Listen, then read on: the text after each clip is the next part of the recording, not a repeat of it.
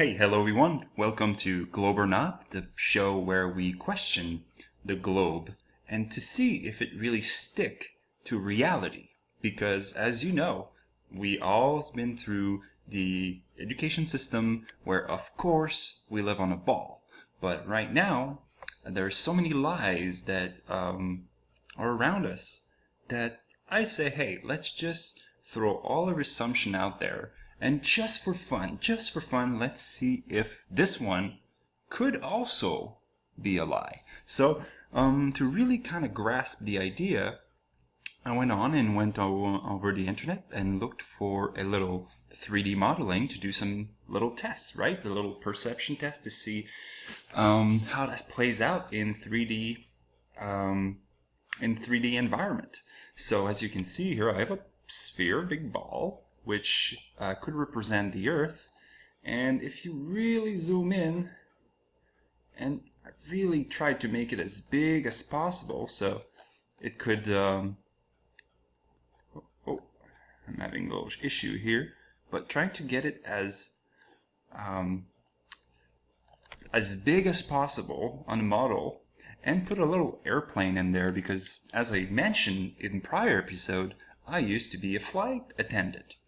And the first part is I want you to pay attention to one really important fact. Is right now we have the three axes. As you can see here, we have our X, Y, and Z right there. And at the bottom here on the X here we have an infinite plane. And as you can see, no matter how high I go, the infinite plane is always at eye level. It doesn't matter how high you go, and especially with this perspective here, we have infinite view, right? There's no limit on our sight in that 3D modeling. There's no atmosphere, there's none of that stuff. So really, that's how an infinite plane works, is that no matter how high you go, it's always high level. So even if we play here with the little here, so this is going to be how we play around it. So just for fun, let's go back to our little plane around here. Let's try to find it back because I tried to make it as little as possible in relation to the sphere, and of course it's not to scale, but you know, if some of you are not happy, I'm gonna make it twice as big just for fun, or 10 times as big, to just illustrate the point, because it's always the same point. If you're above a sphere, okay, let's try to get as close as possible to that little plane. So if you're above a sphere, and let's say you take off, you're right here, and you take off, and imagine this here is the horizon on the ball Earth. Let's forget about the infinite plane at the back. So you take off, and look at what's happening to the horizon. It's falling. It's always falling.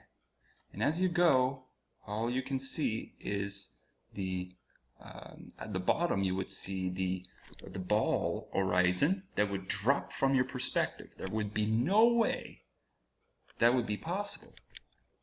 Because as you know, when you go on a plane and you look out the window, and I know because I was a flight attendant, I did it every week, at least 2 or 3 times. I was going Montreal to Cancun, Montreal. You take off, you look at the horizon, and it just follows your eye line. It always like this, and I just did Vancouver, Montreal, and I just paid really attention, and that was the case. It's always high level. Now, as I was putting this little airplane here, guess what I did? I went on to Flight Simulator, and I was curious, how did they do it? You know, if you have to do Flight Simulator, how did they do it over the ocean?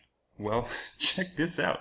We're on Microsoft.com, and let me read this here. The RQD algorithm, as published, is really intended for flat Earth terrain, where the sea level elevation reference is assumed to be an infinite plane. Since Flight Simulator model the Earth's curvature, we had to modify the algorithm a bit. The main object is that the unmodified RQT tend to eliminate nearly all the mesh vertex over large open expanses of ocean, which is interpreted as being completely flat.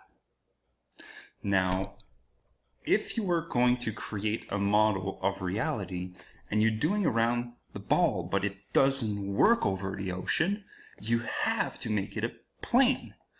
So, I gotta tell you guys, this and gals, this doesn't make any sense. This is not a positive proof for the globe. So as I was going around and looking at my my little tab to see, okay, is that a proof for a globe, or is it not a proof for or against, or it's definitely a proof that it's not a ball? I gotta tell you, this doesn't look good.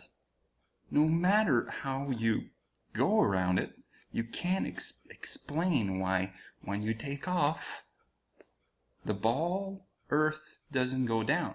And if you're not happy with this example, I'm going to make it 10 times as big. Okay? I'm going to do another one. If there's people in the comment who think that it's just because it's not big enough, I'm going to do it for you. I'll be happy to do it. And I know the Earth is big, but it doesn't change the rules of perspective. So, as you can hear, I'm pretty excited about this. This is just, I can't believe I've never seen it before. Okay, so enough for my rant. Let's look at our board and see where that leads us. So let's look at our scorecard once again.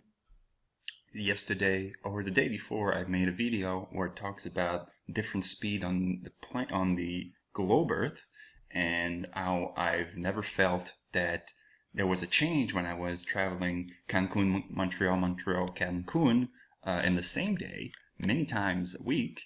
So, you know, with the explanation of physicists, I was like, okay, this is not a proof nor a disproof, but it was definitely weird. So that was not a negative proof for the globe. So that's why we have this one here.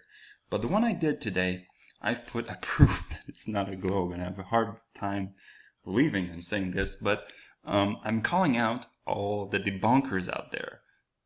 Do you need me to make it 100 times bigger compared to the airplane, just to make sure, for you to be able to really grasp the idea? Because I'm losing my mind here. This is not a proof that it's a globe at all. It completely disproved the globe. I don't know what I'm on right now, if that's true, but there's a lot more research to do. So thank you so much for listening. Thank you for subscribing to this channel. Thank you for following this journey, and I'll see you soon. Take care.